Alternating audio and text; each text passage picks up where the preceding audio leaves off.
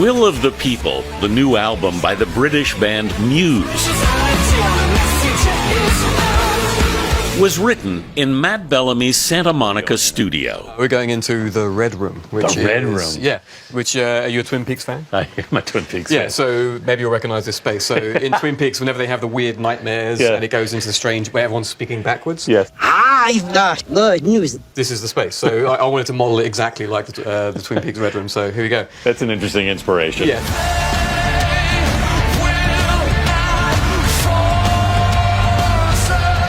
Bellamy is the band's lead singer and songwriter.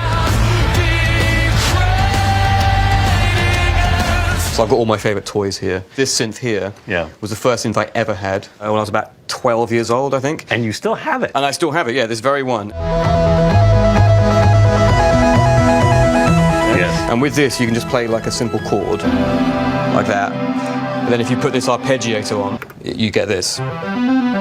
Making an album here, in the midst of a pandemic, required improvisation. With the song The Will of the People, I really wanted to get like a crowd of people going, the will of the people, the will of the people, the will of the... Like that. I wanted it to be like almost our crowd from a show. But during the pandemic, obviously, you couldn't get any group of people together. So we had no choice but to do it ourselves. So we ended up adding our wives and all of our kids. And, you know, so basically, we've got it's basically all of Muse's family, essentially. It's a family chorus. Yeah, and it sounds like this, yeah.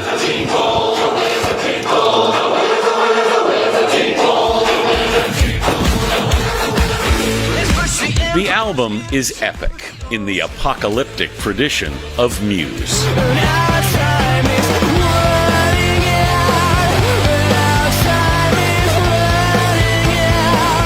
The trio, Bellamy, Dominic Howard, and Chris Wolstenholme, has scored 6 #1 albums in the UK. I've read that you described yourself as nobody's from nowhere. Yeah, exactly, yeah. We sometimes say to this day we're still the biggest unknown band in the world. Did you feel like you were viewed as uncool? I think we're still pretty uncool. You know? It's like, I'm not sure if we've ever been actually cool. You know, we're still striving to be cool. Is that something you still aspire to? I don't know. I think we might have had like one brief moment in late 2001 where we were nearly cool, you know? And it just lasted for like a couple of months. But generally speaking, we've always been outsiders. You know.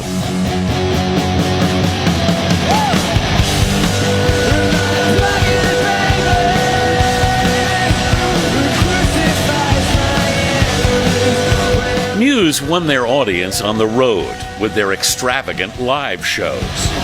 That's just really how we connected with our fan base, you know. So I think a lot of the fans that we have will say the same thing. It's like until you've seen the band live, you can't really sort of know what they're about, you know. I mean, it was not like it was really hit singles. No, we're still waiting to have a hit. It's like, I don't think we've ever had one.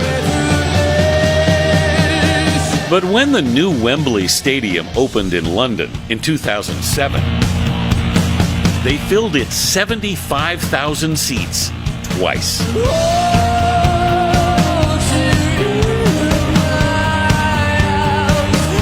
You were the first to sell it out. We were supposed to be the first to play it as well, and then George Michael came in and just just jumped in right in front of us. He bragged about it in the artist's guest book at Wembley. George Michael wrote, "I was the first to play here, na na na na na," and then we wrote, "Okay, we were the first to sell it out twice, na na na na na."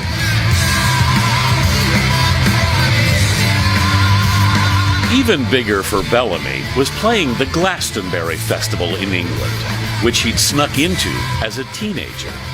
You'd give like £5 to a local farmer, and he'd put you under the bales of hay in the back of his tractor and just drive you in, you know? I imagine it's actually pretty spooky under a bale of hay. Oh, it was exciting though, you know, going to Glastonbury like that a number of times and then headlining it like 10 or so years later. That was just, that's always going to stand out as a very special moment. Bellamy grew up 90 minutes south of Glastonbury, in Devon, England. How would you describe the music scene in Devon? Music scene, I mean, we were the music scene in Devon. Matt, Dominic, and Chris met in high school and formed Muse in 1994.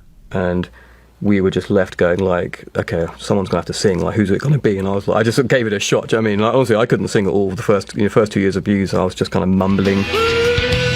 Then, at a music festival, he heard a voice similar to his own.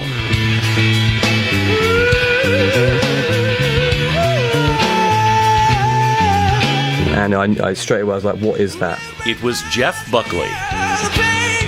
Discovering Jeff Buckley really sort of changed me and put me on a path of feeling more confident to actually give singing a shot, you know? Yeah. Because I realised that kind of tenor, high pitch, especially falsetto, male voice can actually work in a rock setting, you know? Yeah. I've got his guitar here. Do you really? In the studio, yeah, it's in storage at the back there. But yeah, I've got his guitar that he made the Grace album with, and I actually used it a little bit on this album. Bellamy had another inspiration for this album. Who's this? His daughter, Lavella, born during the pandemic. When I really started to tuck into making the album, I needed that little face just to look at, the cutest face I've ever seen, with those chubby cheeks.